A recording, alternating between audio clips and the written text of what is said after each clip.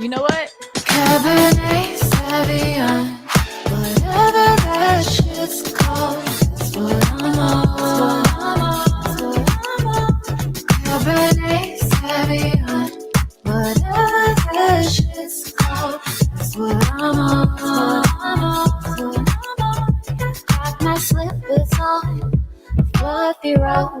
That's all I can give this morning. Giving chill inside and snoring. Need this moment to be boring. Living room is my limit. What you're doing, not my business. I'm just chilling, and that's how we live it. Cabernet Sauvignon, whatever that shit's called, that's what I'm on. Cabernet Sauvignon, whatever that shit's called, that's what I'm on. Hey, you off for work, you hit me up, I hold it down for you. You come by eyes, face, mask, hot towel for you. Massages turn to menages, I get it wild for you. If that's too much, I slow it down for you. Baby, let me pull you up, some more good loving in your cup. You been off that Cabernet, but darling, try this out, my blunt. Say it's too cold outside, but girl, you outstanding. She always call it Sauvignon, but girl, who tap dancing? Comfy, cozy cups on coasters, match your home decor. Mango juicy, eat the fruit off her charcuterie board. Bless my Charizard, just leveled up to 64. At 5, I'll turn off this Nintendo Nympho. Match your tempo, bless your tempo. Under crescent moonlight, boo, we reach crescendo. That's like figure 4. Could fit my click inside a Honda, we on one accord. We get it popping like a chord when we feeling bored. I grab your glass and then I pour more Cabernet Sauvignon. Whatever that shit is called. What the fuck I'm on? Boom, boom, boom, and we back. It's your boy Enigma September, and this is the Enigma Sept Hour podcast. What you just heard was Cabernet Sauvignon, or whatever that it's called. Shouts out to King.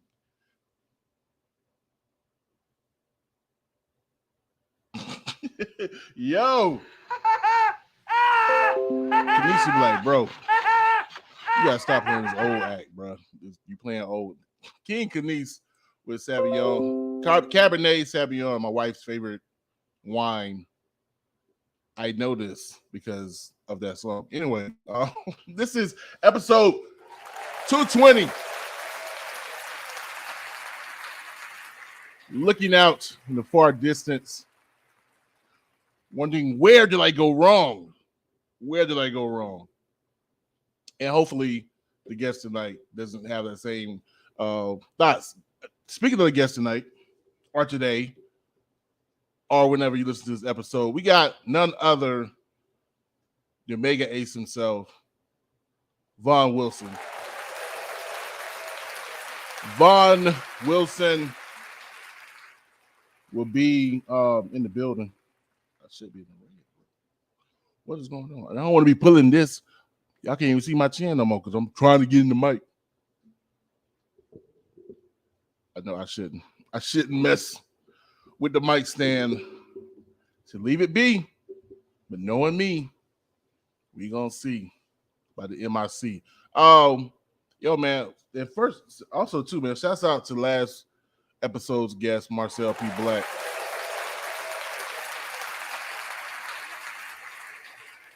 Gave y'all 2 hours, man. 2 hours, bro. And like that whole joint could have went left. No, I'm joking. It could have been longer because I held back.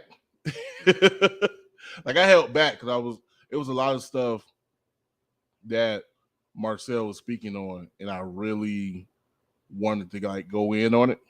Not to oppose him. I was vibing with him. And so I had to tell myself, like, let him cook. Let him cook. Let him cook.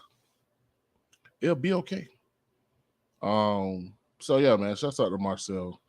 My man, really excited about him opening. Is he opening or sharing the stage? Not even gonna say that. Opening seems too derogatory.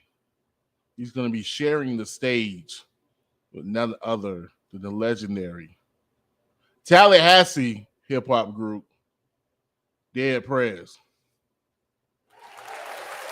Yeah. Should not be a delayed applause for that. Y'all should have been on top of that. Shouts out to Cuzzo in the building. She said, "Why you holding back? Bye. You gotta sometimes you gotta let the people cook, man. You gotta let the guests cook, get in their bag, because they're the guests. You know, I have 30 minutes to say whatever comes to mind. So no, I gotta let him cook. He was cooking. So once you guys are finished with this episode, try to make it within the time frame that I've set myself for years on end. Yeah, man, y'all go check that out, man. Eat some nachos. Cuz said, "Whoa, Dead Prez? Dead Prez." No, she said with an exclamation mark. There's no question marking that. Yeah, man. Dead Prez. I forgot where he's gonna be at. I think in Virginia. Oh no, go search Marcel P. Black. You should have gotten all his information if you watched the last episode and the other 2 episodes that he's been on the podcast. Man, speaking of Marcel, I remember the first time, and I think the only time I've seen him perform, and it was here in Tallahassee. And yeah, Felicia took pictures at the concert back when Felicia was taking pictures. It seems so long ago. So long ago. Wow. Wow. Yeah, 2009. It was not 2009, 2019. Yo, it was I didn't even know Fee like that in 2009. I may have known her. That's what's weird. I don't know if I've talked about this. Look here. Here she go. Yo, finally we can see your name. My wife. Shouts out to Felicia. We can finally see Felicia's name. See my ugly mug next to her pretty face. Anyway, yeah, 2009, man. Fee did not want to see me in 2009. I wasn't even doing this. But yeah, 2009 is wild. Cuz said, "Yo, Fee is absolutely amazing. This is true." And of course, they're having the love fest with the comments saying, "Thank you, cuz." So that's out to Toshiba. Yo, you know what? We ain't really got nothing to talk about tonight. Like, I thought I was tripping, right? Preparing for the pod, and I'm like, yo, I don't know what really to talk about. I know there was a peak, if you will, a climax with the Hip Hop 50 birthday celebration.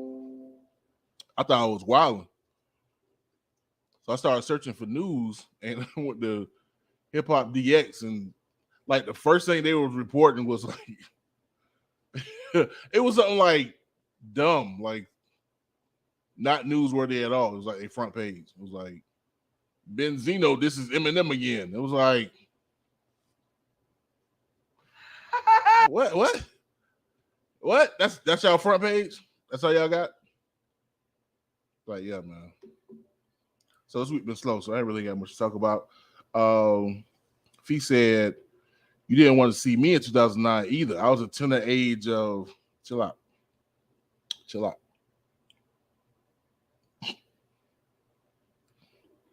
Fee had like she's the youngest girl I ever dated. Get me out of here before I get in trouble. I'm already in trouble. what cuz said. She said, "My cousin's handsome. Stop it. Let's go trying to hear you, as I know your gut that real." What? Look here, Toshiba. Is you doing? Is you doing what I'm doing? My cousin's handsome. Stop it. Let's go. Trying to hear you, as I know you got that real. I don't know what I got look like gut. My bad. My bad, Toshiba. She said, "Oh wait, chill out." Man, yeah. So it is some tragic news. There's always tragic news. Always, right? So get that out of the way. It was reported that Memphis rapper Blac Youngsta lost his brother to violence in Memphis this past week. And man's put some seemingly threatening. That's not funny. It's funny. I laugh because it was seemingly, but it sounded pretty direct. It was just like, "They gonna feel me, bro." So I mean, understandably, he's heartbroken. And again, just senseless gun violence, in particular in Memphis. Just not what you want to see, not what you want to hear, coming from that city or anywhere for that matter. So condolences and peace, peace, peace, peace to Blac Youngsta and his family and everybody in Memphis, man. Shouts out to Egyptian Gypsy. Should hit up as my Memphis correspondent. Be like, "Yo, what's going on? How did LeChat lose all that weight? She ain't even LeChat look better now than she did then. Like, child, that's how LeChat looking all right." People online was like, "Is that her?" Cuz said, "Damn, what can be done? This is an epidemic." I want to say did I discuss this last week? Before I went into the interview? I don't know. It's 220 interviews. And matter of fact, it's more, episodes. And it's more than that. If I include the old Enigma Sept Hour, and there's a couple of lost episodes in this reiteration of the podcast. So, anywho, what can be done? Well, first it has to be recognized that violence won't be totally eradicated. Okay, it's gonna happen. Murder is gonna happen. Violence is not gonna be totally eradicated. So to try to get like a some zero of whatever would be foolish. So trying to find out what will be absolutely clear everything up is dumb. But the ideal, of course, is to reduce. And honestly, I know I talked to Fia about this. Like I said, I'm just not sure if I discussed this on the pod. But my thinking is we have to get into the mind of the shooter. And I know that sounds crazy because most times the ideal is to find them and then throw them away. Put them in the darkest prison we can find. Because it's true. Hell yeah. Reduce. Find them. Okay, now I'm with you. Yeah, find them. Well, most times we think we just find them, throw them throw them under the prison, get rid of them, get them out of society. But I don't think that necessarily works. I think we have to find out what's going on with them. Because too many times we focus on external things, and not to say that it's not a factor, such as economy, family, education, wealth or lack thereof, racism, sexism, different factors, transphobia, homophobia, where you're located at, the proximity to who you with, if you live in a rural area or in a crowded urban area, whatever. Of course, there's various external factors, but I think too often we are quick to throw away the perpetrators or the killers are now the unalivers. Sorry, JC, the unalivers. But yeah, but I think what we need to do is focus on, figure out, get in their mindset, find out why. Now we may find that some people are just plain cuckoo crazy, and again, I go back to the idea that you just won't get rid of all violence and murder, because some people are just bad apples. That's the way the cookie crumbles. Nothing you can do about that. But in some instances, there may be something that's affecting that person that made them make that decision.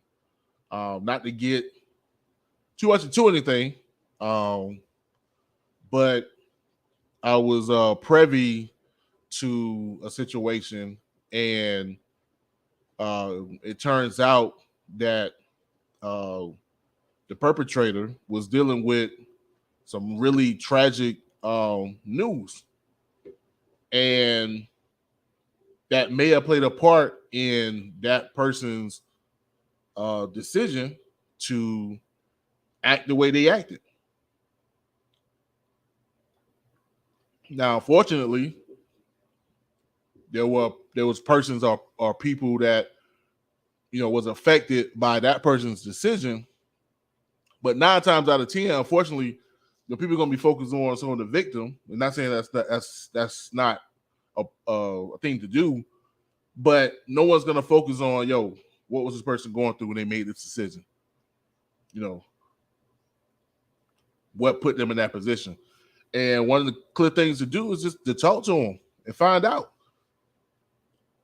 And it may not be immediately, because of course they ain't going to want to incriminate themselves, but, once they're down the road and they've locked up, it's pretty sure that they did it or whatever, and just try to figure out what happened, and then use that information to see what we can do moving forward. And shouts out to Leon County Sheriff's Office. That's gonna be a rarity. Because I know they did a report a couple of years ago, or literally a year ago. Was that the autonomy of a crime or autonomy of a murder?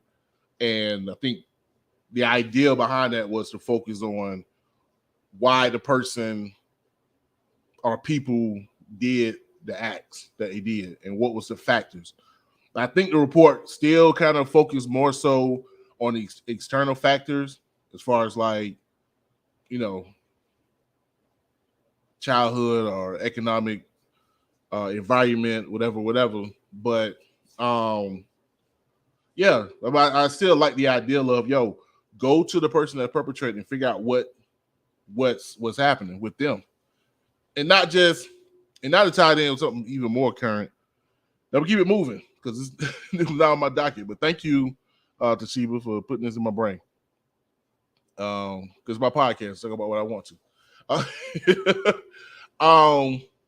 There was a recent this past weekend, or past Friday, started football here in Tallahassee, and there was a disturbance at the football game where the game had to be canceled. Unfortunately, there was a minor who was arrested for having a pellet gun. And I think so. Another person got arrested, and it was just a big panic. And so, of course, all down my timeline, may not seem that crazy now when I look at myself in the face and all this gray hair in my beard, but all down my timeline, everybody just sounded like the oldest aunties and uncles ever. What's wrong with this generation? Them kids don't know how to act. Back in my day, this generation, it's the music. I am not a crook. It's just a lot of cane shaking at this generation. This generation. What was it, Carrots one song? I don't know. Anyway. I'm just saying, cuz, like, it just tripped me out because 25 years ago, that was us. And trust and believe, there was a lot of foolishness going down 25 years ago at Gene Cox Stadium. So stop it. First of all, stop it. Stop that. It's not this generation. It's young people. You got a lot of energy and a lot of time, and sometimes things happen. But yeah, the idea was all this accusation, this generation, that, this generation, this, that, and it's the music and the parents, and these kids don't act right. If it was me, if it was us, and like, couldn't nobody tell anybody the name of the kid they got arrested, what exactly was going on. There was a fight. What was the fight was about? You know what I'm saying? Who was involved? Like what? Like, let's dig into this and really try to figure out what it is instead of getting on social media, especially Facebook, and getting Twitter fingers and, oh, this generation, this is the music. That's easy. That's dumb easy. That's super easy. You know, if you want to sit here, see some people playing about Sexy Red and what, Sukahana. Hey, I'm mad Sukahana looks so much like the dinosaur from Barney. That somebody posted that picture with them side to side, and it killed me. I always thought she looked like Young Bird, but now she looked like whatever that the girl dinosaur from Barney. She looked just like that thing. It's sorry, Sukahana. But anyway, Sukahana and Sexy Red apparently got a video that had a performance. It's been going around, and people want to use this video to talk about, see, this is wrong with the youth today. Bro, these kids ain't out here having sex like we was, or at least not getting pregnant. They not really out here doing it like that. Like, there's a decline in teen pregnancies for like the past like 10, 15 years. There's been a decline. Matter if you want to believe that or not. Or maybe you just don't want to believe that 10 and 15 years have passed that quickly. But these kids ain't really that effective. And also, too, no, ain't no kids listening to Sexy Red. Maybe like college kids, even high school, but ain't no middle schoolers and elementary school kids really sitting there talking about Sexy Red, my role model. Well, because your little cuzzo was out there just watching the game, and yet I had to speak with our other cuzzo as she is now dealing with his feelings, his reaction to the cops and tasers. Said bring in Jeremiah for his thoughts next week. I'll tell him just to hit me up. You know what I mean? Yeah, and I can imagine, you know what I'm saying? It was ain't gonna take away from the fact that it was fearful and maybe traumatic. But on the flip side, I remember at least 20 years ago, had to be, if not 19, me and Raven October was out front of the club. We didn't even go in the club. We was just out and about. And a dude pulled out a Uzi. Like, Just like the scene out of Boys in the Hood. Pull the Uzi out. Pop, pop, pop, pop, pop, pop, pop. Like I could literally see the bullets like fly out the joint. I mean, we just duck, turn around, try to get to our car or whatever. You know what I mean? That was 20 years ago, which means all of those kids that was at that game weren't even thought of yet. Like it been happening. It's not nothing new. We just, if we want to reduce it, we just gotta figure out why did that person that pulled out that gap, why, and then try to go in reverse mode. But anywho, I was speaking of violence and being stupid.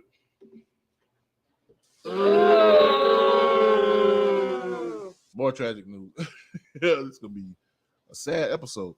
According to court documents, Rick Ross' favorite sidekick, Gunplay, was arrested after he allegedly pointed a firearm at his wife as she held on to their 6-month-old baby. Now, apparently, and I want to say I read, I think it was like an IG message or something from his wife. I'm going to say wife. Yeah, his wife. That I think she came out and said that he had started dabbling back into drugs and alcohol, and that pretty much was the catalyst for all this happening. But she also said, yo, I got to protect mine, and I can't have that. No matter what, I can be down for you, but you put in my life and our child's life in danger, no, not having that. And I applaud her for that.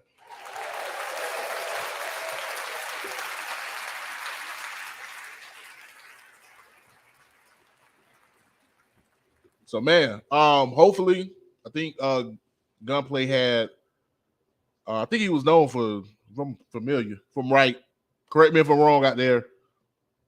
He was known for loving the sugar, the nose candy. I can't think of another. What is it? Sugar nose? Sugar candy? I don't know. The snorting. He was known for that. And but apparently, he gave that up. He going through sobriety. Cut off his dreads. Got a low boy. Man looking fresh to death. Like he was trying to make a change for the better, and so it seemed like he had a relapse, unfortunately. So just pray for the best. If his wife decides to go her separate way, don't blame her at all. But also too, man, just it seems like if it's a struggle for Gunplay, that I hope that he conquers that. If not for his marriage, definitely for the sake of his child. Our children, if he got more out there, I don't know. I don't know Gunplay like that. That's y'all little favorite rapper. Anyway, some good news. Speaking of chilling, Rihanna, ASAP Rocky did it again. Another baby boy on this earth. So shouts out to those two Caribbean folk. I just learned ASAP Rocky. He Trinidadian? I don't know. Anyway. So yeah, it's kind of funny to me because I think of the Super Bowl. And Rihanna was like moving around. And she popped out the pregnant belly, the belly bump. And the belly bump is it's here now. Wide open. So hoping for the best for the mother and child. And shoot. But then again, here we go again. I don't know what's the update, but last we heard, ASAP Rocky was facing a gun charge. So there's that.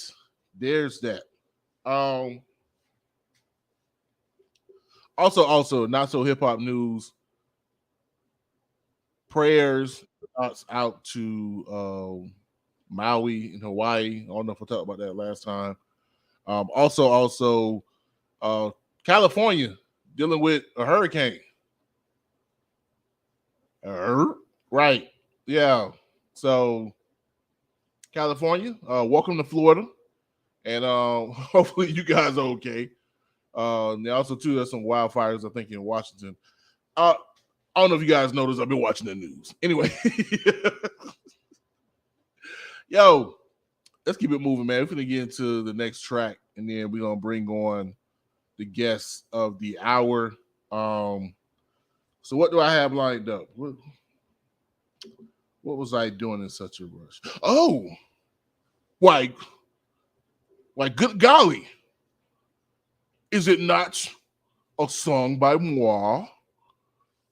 I wouldn't have guessed. Anyway, I wanted something clean. I ain't want to be huffing and puffing and cussing. So, got one of my songs from my Wanna Be Christian album. So you guys won't hear all kind of profanity. Anyway, this is War No More by Enigma September, and we'll be back with the man of the hour, Vaughn Wilson. This is the Enigma Sept Hour podcast. You got time, baby?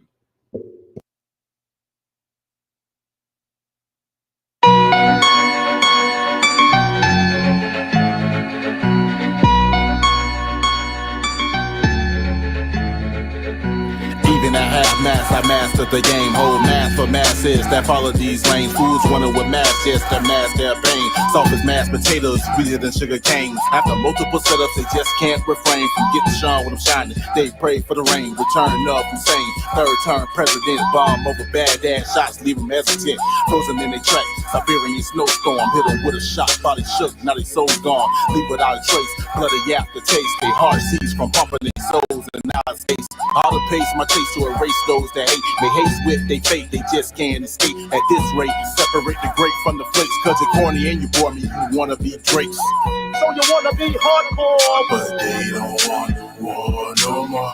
So you wanna be hardcore, but they don't want war no more. So you wanna be hardcore, but they don't want war no more. So you wanna be hardcore, but they don't want war no more. Yeah, they don't want war no more. Story scenes full of broken spleens. Walking down the boulevard of broken dreams. Supplement the real with these token rings. While suppressing the pain that hopeless brings. I hope this brings any doubt. The South forever slouch when we on the mound. We come to put it down. That hardcore that you've been asking for. Like my man Big Low when he's on tour. For sure, lead Enigma too ill for the pill. While you try to babysit the game like Uncle Phil. No thanks to the big banks, I am a loner. Ripping MCs from Tallahassee to California. Soul lies in the intersection. I'm a Reedy in the Magnolia. I am that soldier. And don't say I never told you. The pressure will fold you. And I know cuz We back. This is the Enigma Sept Hour podcast. It's your boy Enigma September. What you just heard was War No More. By myself trying to be a battle rapper. I was trying to be a battle rapper. Trying to let y'all know I had these bars. But y'all ain't want to listen. Anyway, without further ado, man, we got the guest of the hour, my man Vaughn Wilson in the building. What's up, bro? What's going on with you, man? Hey, you know what the problem with that song is? Look here, I don't need to hear no problems, dog. I'm giving problems. Ain't no problem with the song. It's a problem. It is a problem. It's a problem with the song. Because you got lyrics that actually mean something and follow a pattern. That's not the norm for the day. You know, you hold a you hold a thought process. You know, you saying something. So that's the problem with that song. Yeah. Too many bars. You're right. You are absolutely right. I'm hitting them with too much. Yo, I appreciate you, man. I appreciate you just taking the opportunity to do this interview. Yes, sir. Especially in short notice. We set you up last week. Was out and about. And I was just like, you know what? I'm going to be bold. I'm just going to pull up on him. See what he says. And you're being gracious, and I really appreciate it, man. I really do. So, give you flowers. Hey, you know, everybody who knows me, you might see me at a lot of places or whatever, but I'm the same approachable as you see. You just came up and yeah, man, I'm just me. That's it. No doubt, and it was kind of crazy. I ain't gonna front because try to be the journalist that your dad. We're gonna get into him later. So graciously tried to make me into some 2 decades ago. So I tried to do a little research, and while I was doing it, I started get a little intimidated. Like, wait, he do what? Hey, he did what? Okay. So he basically doing everything I'm trying to do, but doing it better and greater and doing this thing. So again, all jokes aside, giving you all your flowers for everything you've done. We're gonna get into it. Matter of fact, just to let people know, Mr. Vaughn Wilson is, of course, the president of MegaAce Multimedia Inc., where they do everything from photography, videography, just anything media. He's the man that you want to check out. Also was a former associate director of media relations at Florida A&M University. And also DJ, just jack of all trades pretty much. So, man, so yeah, I'm just like I said, let's start digging a little deeper. I'm like, I got 15 years to catch up. I'm already behind the ball. But anywho, let me see. You know what? I'm gonna break the ice. We'll keep it mad simple. Be it that, of course, hip hop just celebrated 50 years of being in existence, or at least officially. Want to get into that a little bit. And typically, it's a corny question, but I think it'll be a nice icebreaker just to see where you land at. If you can give me and the audience your top 5 MCs of all time. Rakim is number one is Rakim. There we go. Okay. No doubt in my mind, the man is just flow is just stupid, crazy, just really love Rakim. Word. Number 2 would probably be Nas. Okay. Really like Nas. And just, I mean, it was written as one of those albums that just, to me, that overall from beginning to end, that's one of the best written and delivered albums of all time. Nas. Word. Number 3, got to give it to Jay-Z. Longevity, relevance, continue to evolve. Just amazing. Right. That's 3. While Biggie and Pac are everybody's 1, 2. I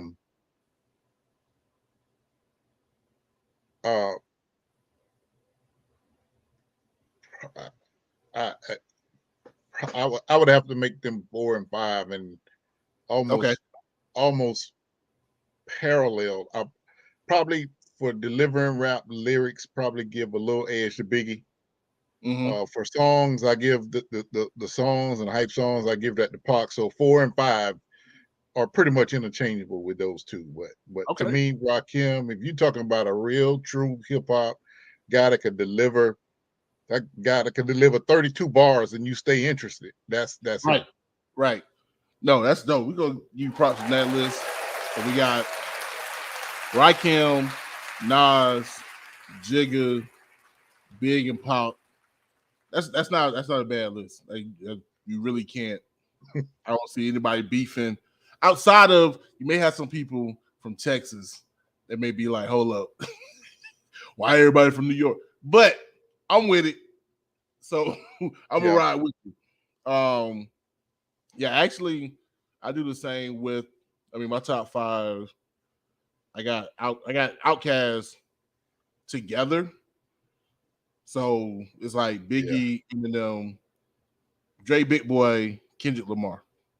So yeah, so I kind of so the whole kind of they're on the same, but you kind of got to pick a 4 or 5.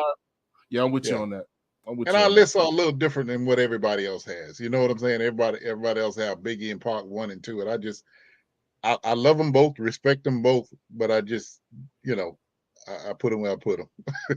No, that's respect. That's respect. I mean, for me, I just know for me personally, like Big is the reason I started rapping. Like once I saw Juicy on BET, like that's when I made the decision. I'm going to become a rapper. Like I'm going to try to do this.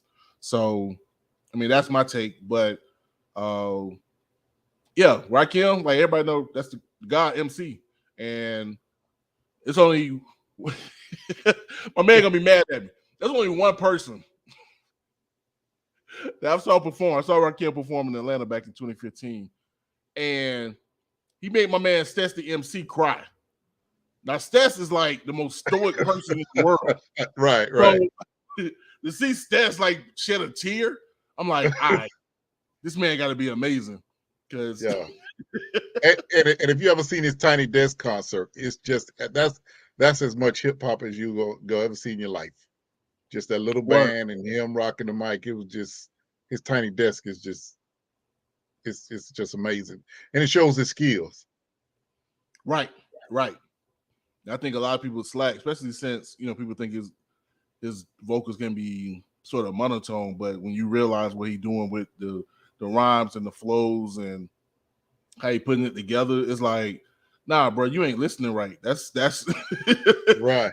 If you don't get it, just say you don't get it, because Rakim is crazy.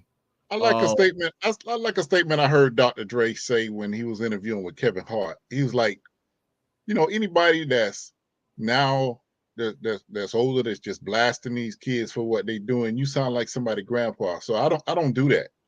I don't do that at all. They're doing what they do. They're making a lot of money doing it. They're making money that the pioneers of hip hop that we're talking about never could command the fees, knew how to market themselves 360 the whole way to make the money, to build their brands. These younger artists have mastered that. Right. No, I was literally just saying it before you came on.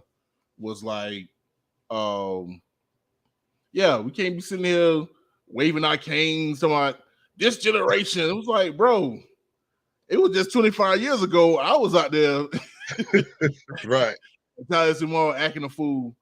Like, don't sit here and act like you ain't never, like we won at the Dixie store, scattering about for somebody to let off some shots. Like, come on, bro. Right. Don't do that. Right.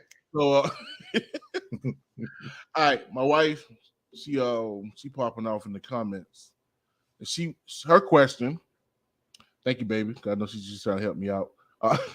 She asks, who's your favorite female artist? Rap artist? Yeah, rap artist. MC Lyte, number one. I love MC Lyte. Number two gotta be Latifah. No doubt.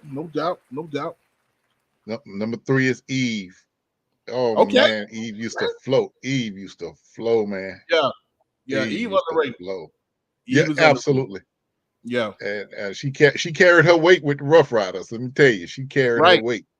Right, like for real. Yeah, Eve was underrated. Ooh, that just hit me. Yeah, she's definitely, man. Eve had them bangers, man. Right, man. Who's that? No, I'm stop.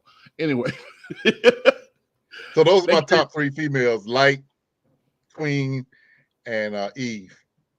Yo, like I literally last night saw a TikTok about MC Lyte, and I guess someone was like mad or upset. Was it a TikTok? I'm trying to think. I remember in the comments. Anyway, so apparently LL Cool J, of course, some years ago called out that he wrote the verse MC Light's verse on Self-Destruction. And he kind of did it on like some braggadocious, like, you know, don't act like I ain't write the verse for MC Light on Self-Destruction or whatever. And but then I guess the person played another clip when MC Light came back around, and she was like, it wasn't necessarily like that. Like, she had a verse, but it was like too analytical. And so, even though LL wasn't on the song, apparently he was still there when they was recording. And so they decided to like collaborate on the verse. So even though the verse were mostly his words, it was still in line with kind of what she was saying or whatever. And so I just remember seeing like the comments and people was like upset because it was just like, yeah, like why would LL even do that? Because you know what I'm saying? Like, yeah, first it was a collaboration. Second, you know, all it would do is, you know, give people cadence to try to diminish her, despite the fact that everything, I think she only said there's only like one other verse she didn't write, but everything else she wrote like it's hers. So, you know what I'm saying? It was kind of like for him to do that, you know, trying to cold bust her or whatever, which is totally unnecessary. But say that to say this, that it really don't matter because she wrote Georgia Porch, she wrote Hard Rocker Party, she wrote, you know what I'm saying, Roughneck. So sorry, LL Uncle, for trying to cold buzz MC Light, man. As if he doesn't have enough accolades anyway. I mean, I could see if it was somebody that didn't have any accolades who's doing that, but LL, what, bro? You still on CSI or whatever? I mean, you got a career still going on, you know. Let me make sure to give LL his part. This was back in the day. This was probably like, he probably did it probably like 91, 92. Oh, okay. So it wasn't recent. It wasn't recent. He hadn't grown up yet. He exactly. Up and matured. Yeah, it was young LL. Okay. It was, yeah. I thought it was funny because he was with Stetson Sonic and Daddy O was like in front of him. And I didn't know how short Daddy O was. First, I didn't know how short Daddy O was, and I didn't know how tall LL was. I didn't know LL Cool J was 6'3". That's crazy. Right. So, but when I saw Daddy O in front of him, I'm like LL got to be a whole foot taller than Daddy, because Daddy O was like 5'3". Wow. So I just thought that was, yeah. No, he's short. Like he's short. Wow. Crazy short. Anyway, enough about that. Now I wasn't even trying to have this conversation. And here we are. But want to get to it. FAMU High alumnus, FAMU alumnus. And I want to know, growing up, you grew up in Tallahassee, correct? Yeah. Okay. How did hip hop affect your life growing up, you know, in Tallahassee? Because again, like I said, you got me by good 15 years or so. So, you know what I'm saying? So you came in that, like, that first wave of hip hop, like when it first touched like the nation. Like, how did it affect your view, you know what I'm saying, on the world coming up? Well, hip hop, when it really hit, you know, they go back and, you know, when they say 50 years of hip hop, when it first started at 50 years ago, it wasn't affecting us in Florida. It really didn't affect us until Sugar Hill Gang came out with Rapper's Delight. So the whole Kool Herc and Grandmaster Caz, they were doing things up in New York, but it didn't affect us down here because it hadn't reached down here, because it wasn't commercial. It hadn't reached that far underground or whatever. It was when Rapper's Delight came out, it was like, we finally have something that's belonged to our younger generation, that was different, that we could attach to. Then Grandmaster Flash, Run DMC, you know, they start coming, Count Cool Out, and, you know, all of these people start coming with Crash Crew, which was one of my favorites.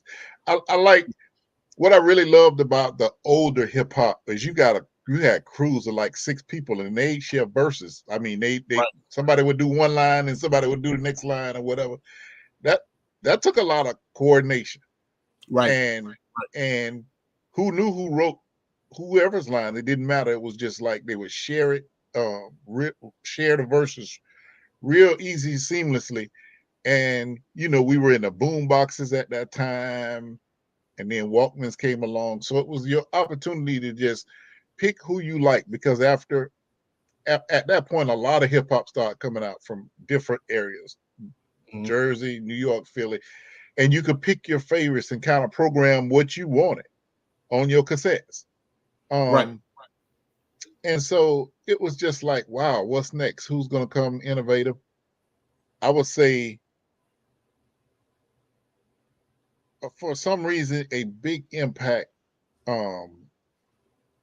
was with Run DMC, but for some reason, Houdini seemed to really like kick in the door, being different. Heavy D, you got a big guy dancing, and he's hip hop and street, but he's also got universal appeal. And then Florida started making our own hip hop. I tell this story. I was DJing at FAMU in. Go ahead, bro.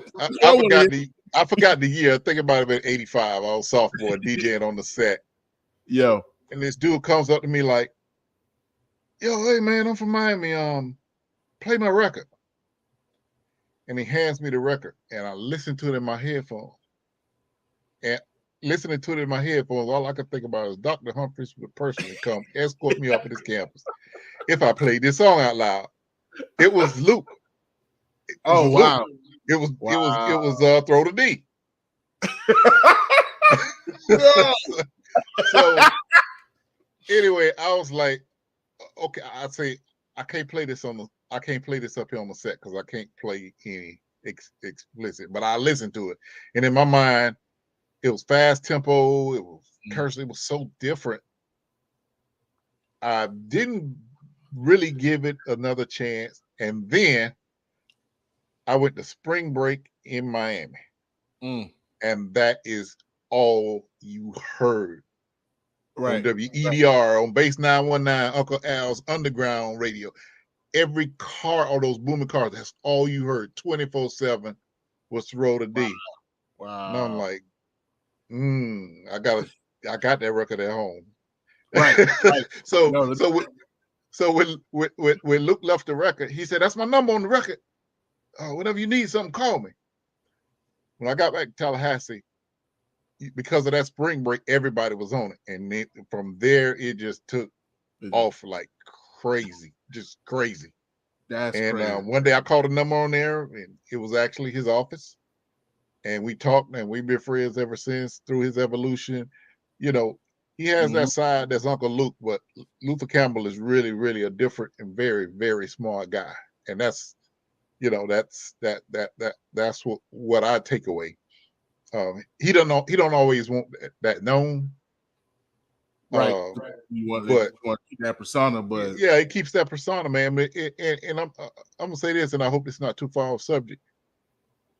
That persona put so many kids in college and got to the pro level because the city had withdrew money for that Optimus Park down there, where the Liberty City Warriors were.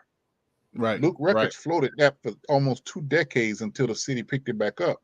So you're talking about Chad Ochocinco and all these people, Adrian James, all these people that was able to play at that park, Little League, to be mature enough to grow up and make a life for themselves. So, but he doesn't want that story to be told yet because he's still, selling or whatever. But it's there. It's there. So that was a big influence, and he taught hip hop, all of them.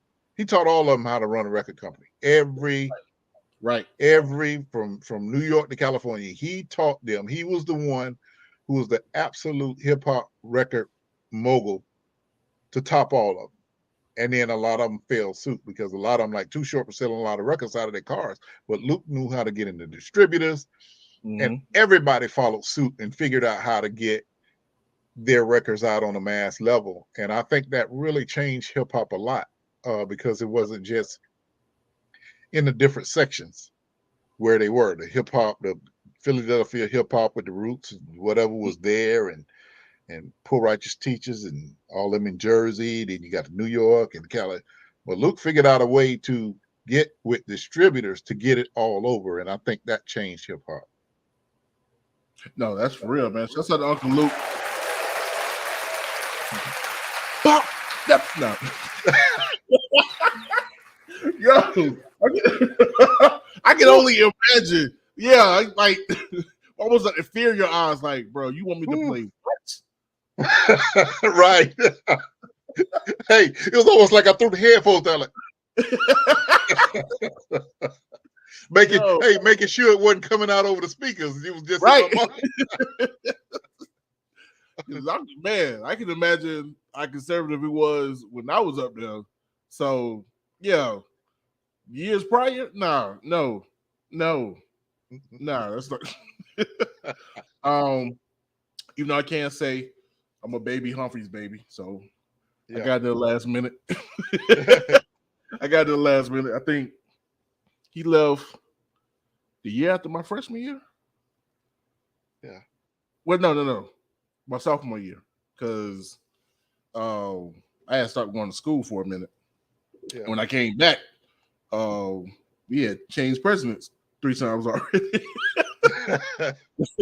I left. It was Dr. Humphreys. When I came back, it was Lord have mercy. Castile. I'm like, yeah, the world going on? Ooh, yeah, what else? That was I know you know. Yeah. We're not gonna get into that, but I know you know that was. But speaking of hip hop, another person that doesn't get enough credit. I mentioned him earlier. Too Short. You're right. Man, when I tell you he had California locked down with his sound, just a slow rapper, deep bass. Mm-hmm. You know, he was different. And in 1989, I had a chance to meet George Clinton here in Tallahassee. They were getting ready to go on the Lollapalooza tour, and I was working at a studio in Tallahassee, Blue Moon Studios. It was out in Midway. Okay. And George Clinton came through, and he was just there to record one weekend, and then he got the call that they were going to do the Lollapalooza tour, and he made a deal with the studio to practice there for 2 months before they went on Lollapalooza tour. So he brought all of the band down. So hanging out with them, being their engineer for 2 months, was really cool, and we got really close. And I was producing hip hop at the time. That's what I was doing at the studio, producing sessions basically. Right. And George Clinton had me to do a few things for him. And then then he got back from Lollapalooza. We kept in touch, and one summer he had me to drive him to Atlanta because he needed to do some recording at Dallas Austin studio. Okay. Was it not Dark? Dallas Austin Recording and Productions. Yep. So that was like the biggest waste of time ever, because when word got out that George Clinton was recording in Dark, it was a steady stream. I'm talking Monica, 112, Redman, Eric, so everybody stopping by. We couldn't get any work done. Man. So it was crazy, man. I met you just be sitting there and Monica walk in, hey, Uncle George, and this, that, and other. And it's why I'm cool with a lot of those people today is, you just keep it cool. You can't flip out, this Monica coming in there and this Jermaine Dupri popping through or Dallas Austin himself coming through or any of their artists. So, but anyway, George couldn't get any work done. So he was like, man, I got to do something different. It was 2 weeks. We didn't get no work done. Every day we would get started and somebody would come in. That's crazy. So he finally said, I got to call Too Short, because Too Short lived in Atlanta at the time. Mm-hmm. So we ended up going over Too Short studio, and not as many people knew or didn't have access to Short studio. So we were able to get some work done. And then one night, we're working and Short gets a call. And Short goes, well, shoot, man, I got George here with me now. And he said, who? It was Russell Simmons calling Too Short, asking him to do a song for the How to Be a Player soundtrack. Wow. The Bill Bellamy movie? Yeah. And Short say, And so apparently Russell say, he said, let me speak to George. So he put him on speaker for, and Russ said, I need a song from you. And George say, how about me and Short do one together? And Short was like, I ain't got none of my producers here. George looks at me and said, I got one here. And I'm sitting there going, I've done a lot of session work for people who can't rap. You know, local people try to come up, but I've never produced a record to that caliber. He said, oh, yeah, he can do it. Russ say, it's done. Wow. Short say, shoot, let's get it done. And I'm sitting there going, oh my gosh. SB 1200, don't fail me now. Right. We're going to make this thing happen. You know that commercial about you get a job and you ain't qualified for, you see all the memes. Right. I'm sitting there going, I probably would have been better if the pressure of George and Short not being right there with me in the room, you know, sitting there, because production can be a lot of it's hit up. Man, back then I'd start 5 beats and throw them all away, and then maybe the 6th or 7th one is something that I can actually develop. So right, it was a lot of pressure, and I just start thinking about George's music, think about Short music. I was like, it's got to be slow and funky. Drum beat got to be, ain't no whole bunch of rolls and hi-hats and all that. Neither one of them is funk. So I started there. Got the beat going. They start writing with just the beat, the drum beat. They both start writing. I'm thinking, thank God. So an hour later, Too Short's bass player walks in. Shorty B. And man, let me tell you, everything changed when Shorty B came in now. It went up. And it's a song on the How to Be a Player soundtrack called It's a Cold Day. Okay. And I produced that track. Me and Shorty B produced that track, and Short actually had me to produce a couple of songs for him after that. But that was a great time, probably the pinnacle of my career. Man, I actually stopped producing not long after that. I stopped producing a lot because when I got back to Tallahassee, after being to that echelon of working with George and Short, it was kind of hard to work with the local. You putting all this effort in making a beat, and then you got a trash rapper who's paid for a session. I kind of put it down. Like, bro, I was just in with 2 legends, and here you go, skeet the beat. Like, nah, dog, nah, bro. Right. It was hard. Ain't something else in life you want to do? You sure this is path? Nah, I don't been that trash rapper, so I can't even. So I did attain a gold record with the How to Be a Player soundtrack, and it's kind of funny that we talk about artists who don't understand the business. I didn't understand a lot of the business, but George looked out for me. He said he was going to look out for me, and he did. He looked out for me in a big way to make sure. To this day, I'm still getting royalty checks from that one song, and it makes me think about people who write lots and lots of songs. One song from a movie soundtrack that wasn't even released as a single, and you start thinking about that music industry of people that write mainstream hits and how much money you can make if you handle your business correctly. Right.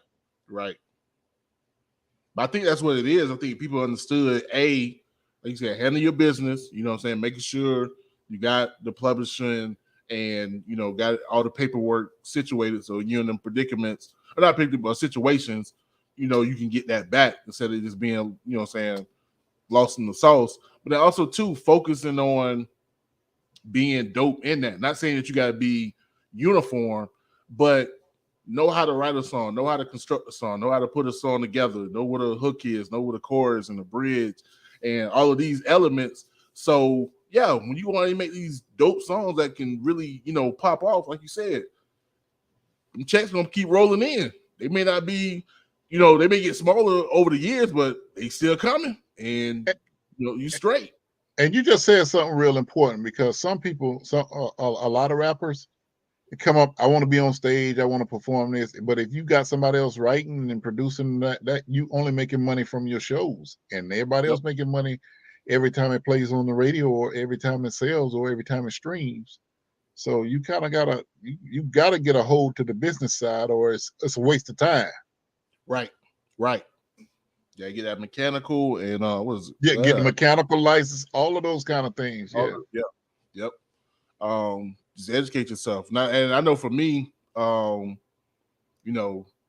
I was coming up, trying to get into rap, that was what was important for me, was to learn the game and see what was happening, because as much as I love reading the source and reading WXL, and literally that's what moved me to J School, because I first, when I first went to FAM, I was with SBI. I was in the 5-year program, and I realized it wasn't for me. So I'm like, what I want to do? I was like, I like hip-hop journalism. I like journalism, you know what I'm saying? Let me get into that. So that's what I switched over to journalism. That was my goal, was to, become a hip-hop journalist. I guess I'm low-key doing it now. But part of that drive, too, as a rapper and trying to be a journalist was, what is the behind-the-scenes stuff going on? Like, I see what's on the surface. I see cribs. I see the videos and all that stuff. That's cool, but who's making this happen? Like, who are the managers and the producers and executives and even the assistants? Like, who's behind the curtains?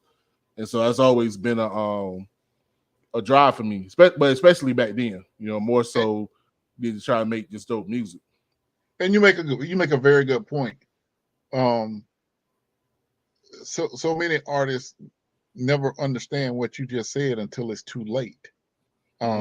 Because if all you want is the dope car and a dope crib, and you got talent, the record company will give you that. Right. But you're not gonna get anything else on the back end. They're gonna take all of that. If that's all you want, that's fine. Yeah, we get you that. We're gonna give you this. We're gonna give you this signing bonus, but we're gonna take everything to come after this until all of this is paid back at a ridiculous low rate. Right. Right. I saw, and this ain't hip hop, but just one of the best specials I've seen. I watched the Wham documentary that came out, the group Wham. Right. Man, you in the music industry, you need to watch that documentary, because all of that fame they had, and they were getting zero money. Right. At the beginning. Right. They were getting zero. They were selling out stadiums. They got ripped at the beginning. Fortunately, they got with Sony, and they got a real deal, but you just don't imagine how important it is to handle your business, because you can look large and be on the top scale, and they're going to get you a good stage. They're going to get you good accommodations, and they're going to keep backing that out of whatever money is supposed to be coming your way. But then what you going to get in the back end? You know what I'm saying? Like, how you going to be able to extend that thing? I think a lot of times, too, that even with sports, when you're younger, you think about just trying to, be seen and be on the scene. But you're not really thinking like the long term, thinking like, okay, I can only do this for so long. Like, what's going to come behind that? You know what I'm saying? What's going to happen 35, 40, and all I have was this music, but I can't jump on stage like an 18-year-old no more. What I'm going to do with it? So, and so to have that vision prior is that's how you come a Jay-Z. Is having that vision prior to, having to age out and then start realizing, oh snap, I got to build a legacy. So, yeah, a lot of artists think about getting to their peak. They don't think about maintaining for longevity. Yep. And that's where you get lost. Where you have to figure it out. I like what T-Pain is doing. T-Pain has figured it out. T-Pain now is making more money than he was making in the record industry.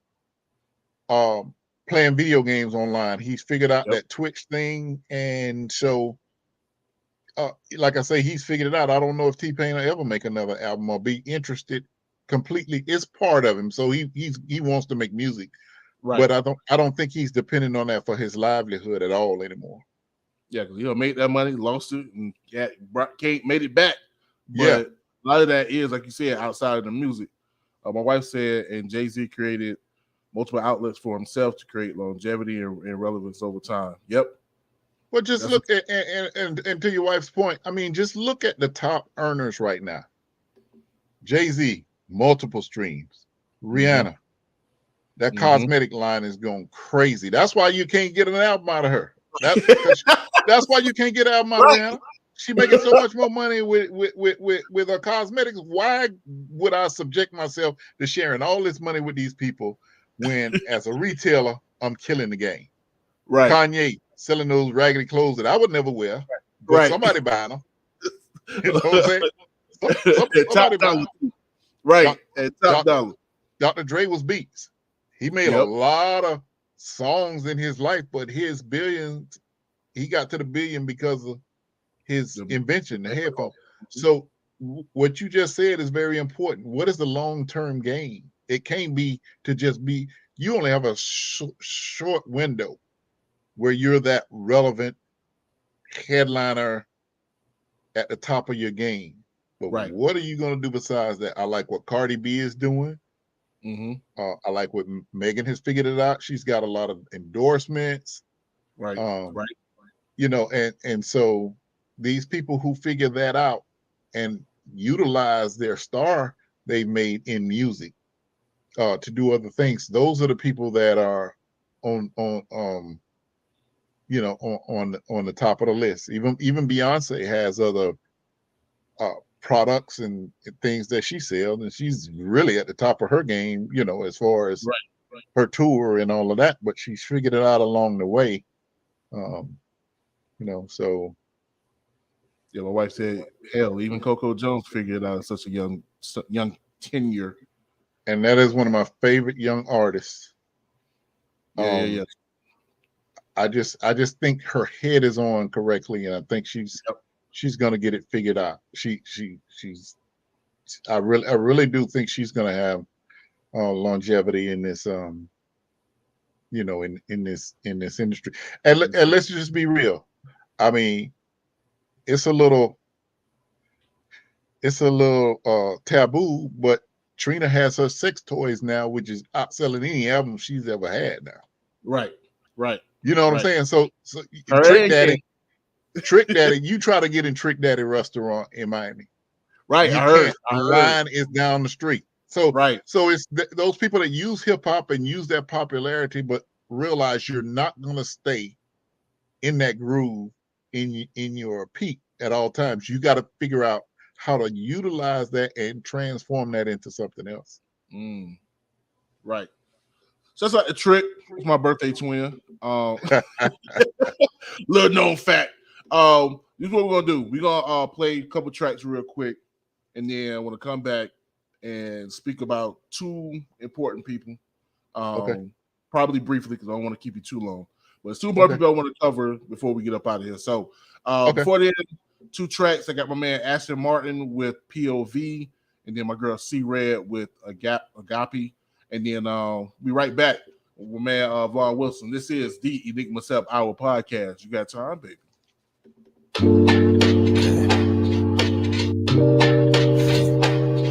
look a little different on it. Let me tell you what I see. I see the clouds in the night sky, no stars in them. I'm in the city when they back home, it looks different. They say the eyes never lie, so why you looking down? Can't trust the word up on your lips, that's why I'm looking out. Your body shaking and ships start to look around. I see the snake in your slits as they looking out. You try looking back at mine, our spirits don't align. And that's your POV, I take a look at mine. It's like, look through my eyes, tell me what you see. Live through my life, it's exactly what it's like, baby. It's that POV, yeah, it's that POV. It's that POV, yeah, it's that POV. Look through my eyes, tell me what you see. Live through my life, it's exactly what it's like, baby. It's that POV, yeah, it's that POV. It's that POV, yeah, it's that POV.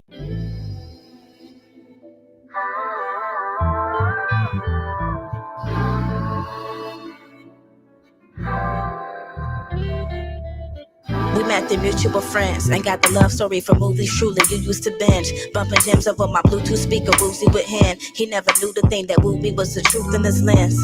In my feelings, typing text, I'm too cool to send. Wasting time disguises I'm too frugal to spend. Looking for the signs and the approval of friends. Trying to find the ways that I could group you with men I knew before and then it pan out. Spent part of life without you, but I can't now. You out of town, but come and see about me when you land. Because I held it down while you were out being the man. Just trying to make you understand.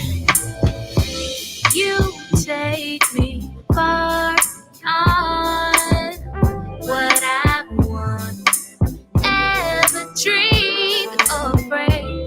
You move me from dusk to dawn. There's no patience free. Agape.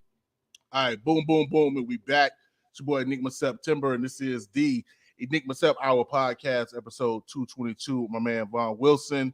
What you just heard was my boy Ashton Martin with POV, and my little sister, and my favorite female rapper, C Red with Agape. Mr. Wilson, I don't know if you even know, but the C Red who I just played, yeah, that's Tallahassee. Listen, that track sounds ready. That track, her flow, the sound, the mix, and everything sound ready. I like her flow. It's like that song made me want to hear the rest of it. Oh so yeah, that song that's tight. That's one of my favorites, and I would send it to you. I'm pretty sure she won't have a problem. But yeah, she straight out of Tallahassee. I think she's in Minnesota right now. I know she was in Houston. She's working on getting her not PhD. I think she's working to become a medical doctor. That was she on. Mm-hmm. So but yeah, man, it's my little sis, man. Not my real sister, but called my little sister hip hop. So man, she's dope. As far as the Ashton Martin. Yeah, Ashton Martin, that's my man. He's straight out of Mariah. But him and his wife right now live in Atlanta. And yeah, they have their own label, Ashton Martin Entertainment or AME. They're actually working on a relaunch right now. So shouts out to them. So they're gonna they're trying to do like a rebranding. But yeah, he's from the area. He's from the 850 out of Mariah. Well, I want you to tell him I said in that mix, his vocals need to be down just a little bit because it sounds like a demo because his vocals are too high. It's got to mix it. It's got to blend in with that music. His vocals got to be down just a little bit. Okay. And it'll sound more like, but the elements are there. But he correct that part in the mix. Make a big difference. That carry y'all watching, handle that. Handle that. If not, I'm gonna text y'all after we do this so y'all know.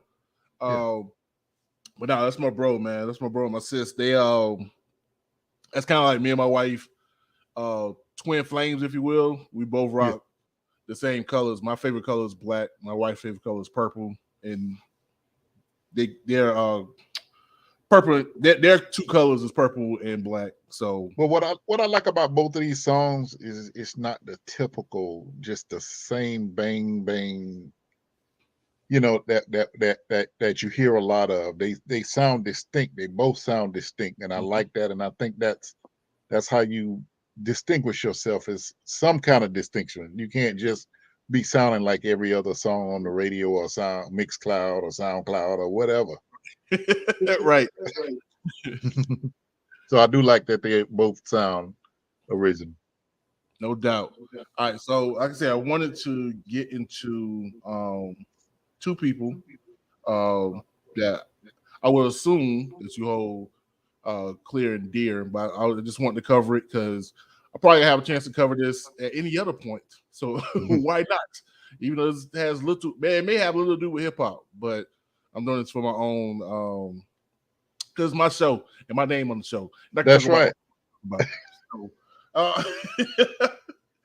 Well, first, like I said, I grew up in Tallahassee.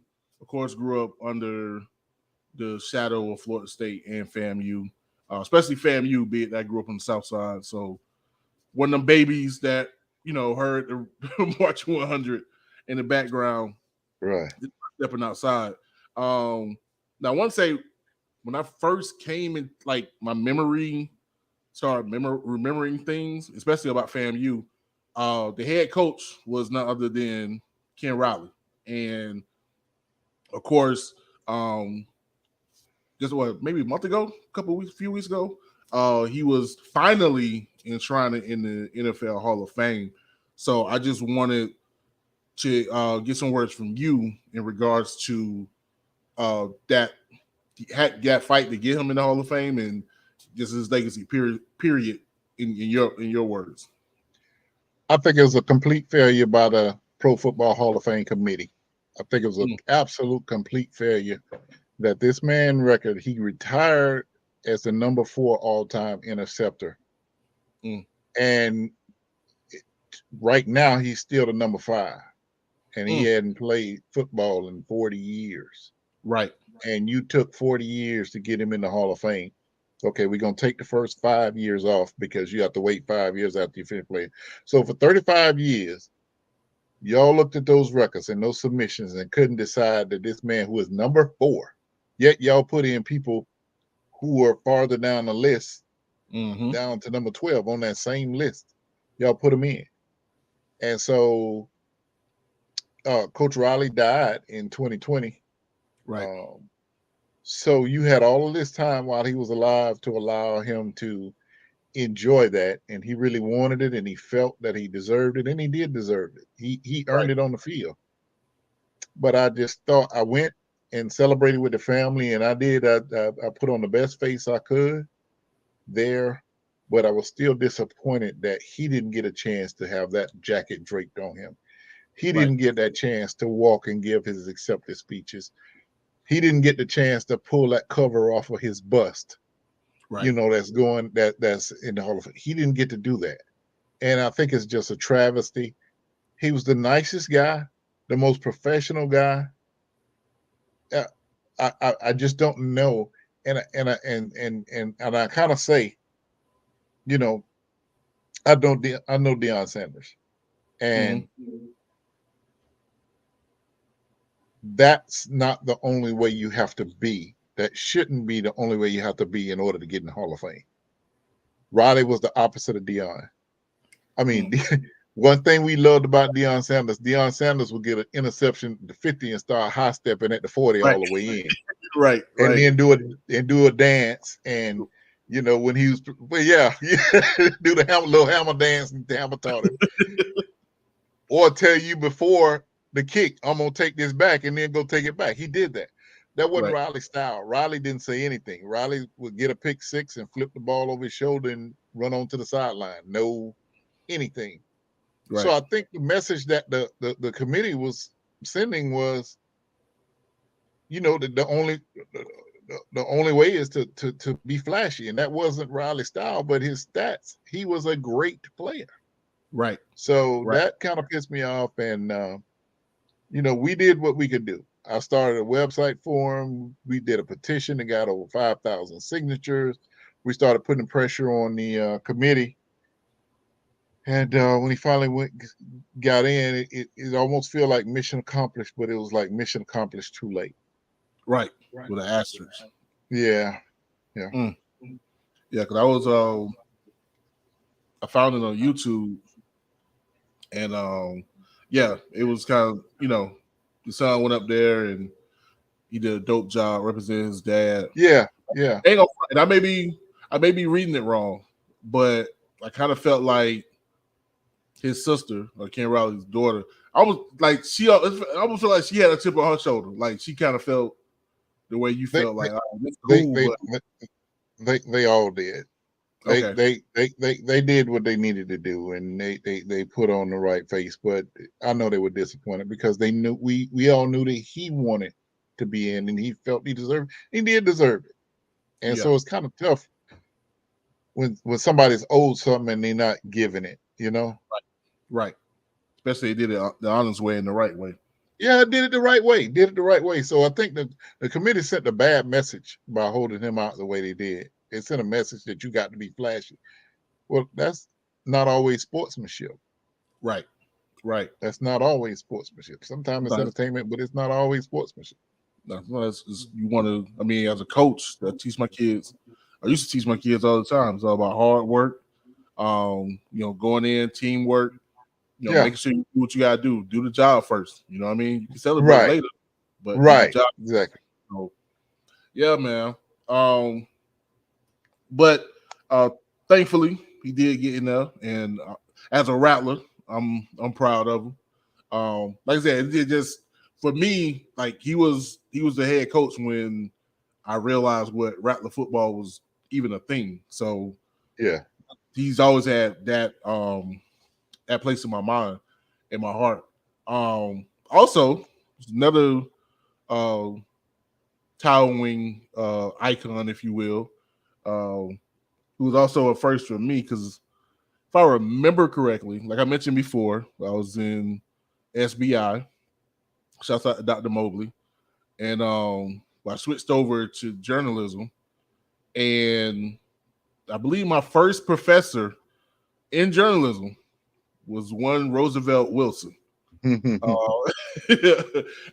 like I can literally, it's been at least 23 years now? But I remember like being in the class and him being in the front of the class and teaching whatever lesson. And matter of fact, one lesson in particular, it wasn't even journalism per se, but I think it's conflict between Israel and Palestine. Yeah. And I remember him giving us a breakdown of that conflict, like going back to Isaac and Ishmael. And that always stuck with me. So whenever, I look at that conflict, his words are in my head from what he taught us then, and then everything else I learned since then. But that was just a class. He was, of course, your father. How has it been, having him as a father and also to continuing on his legacy in whatever capacity you've been doing since or the whole time? It's amazing. My dad's story is really actually quite amazing. My granddad, Zachy Wilson, in New Smyrna Beach, just right outside of Daytona, is where my dad grew up. My granddad didn't have past a 3rd or 4th grade education because when back then they had to work in the fields or whatever to support the family.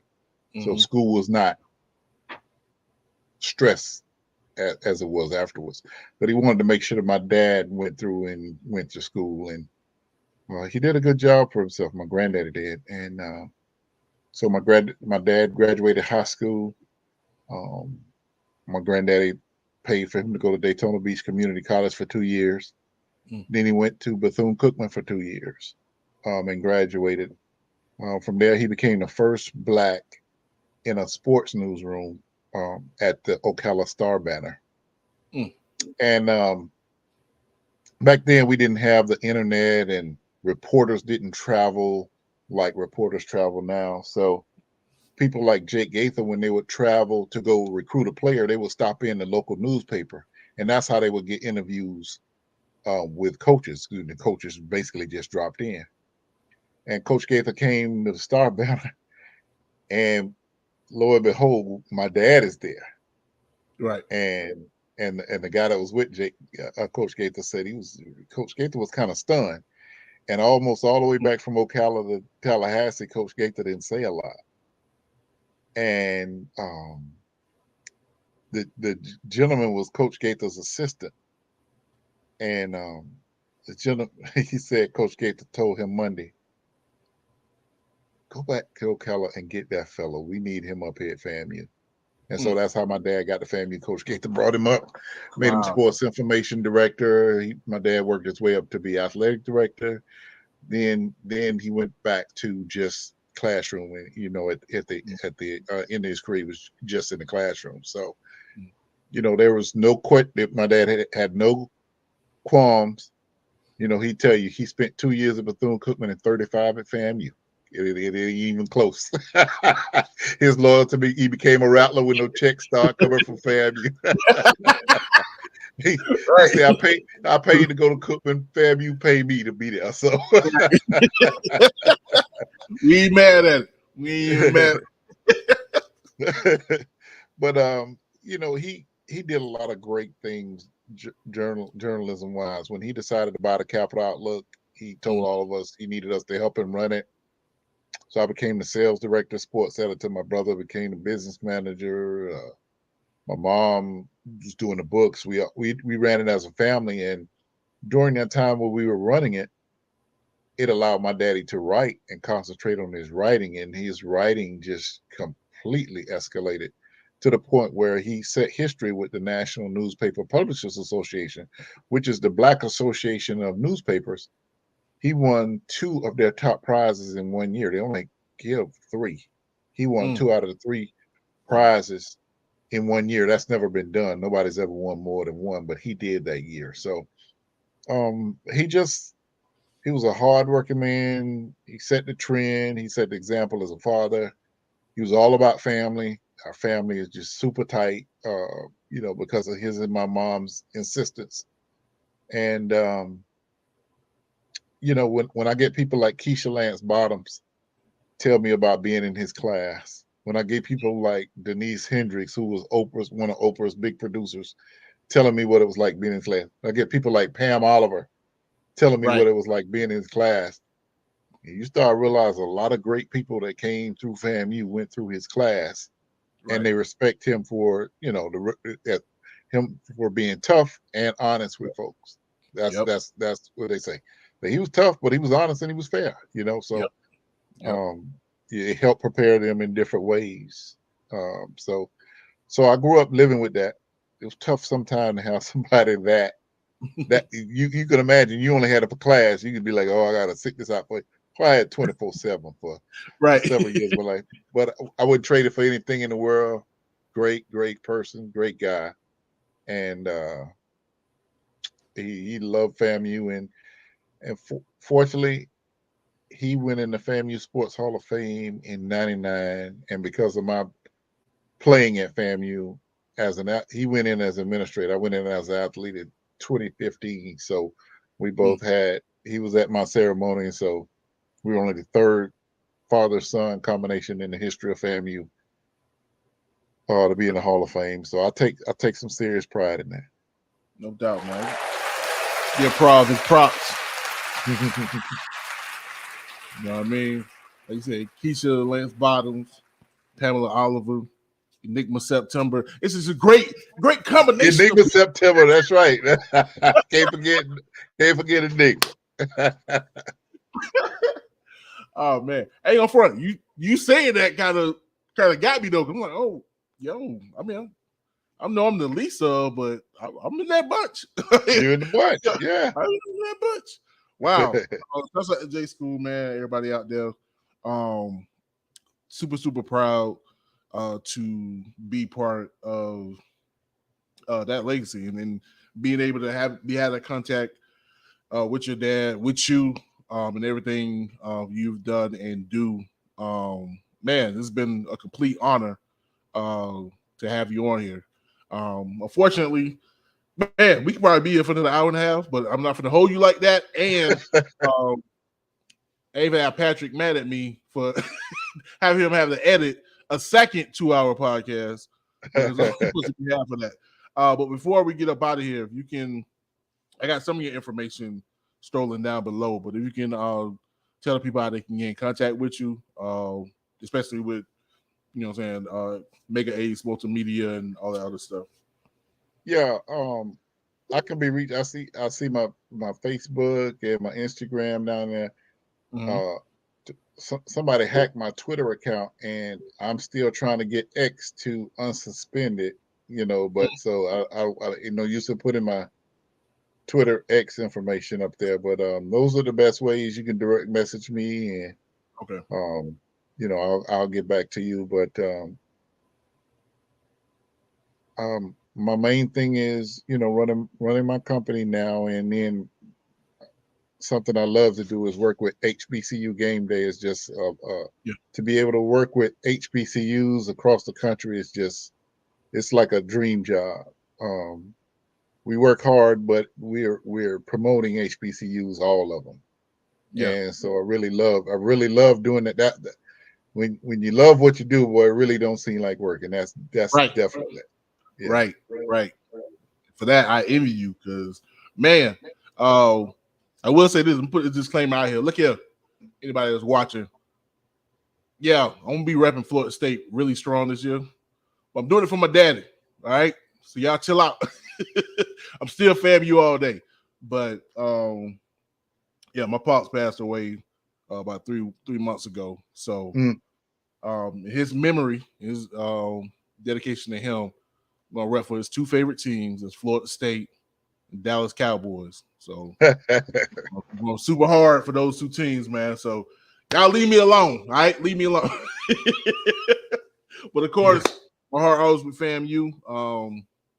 I went there intentionally, and yeah, I love that. I made that choice at 18 years old. So it is what it is.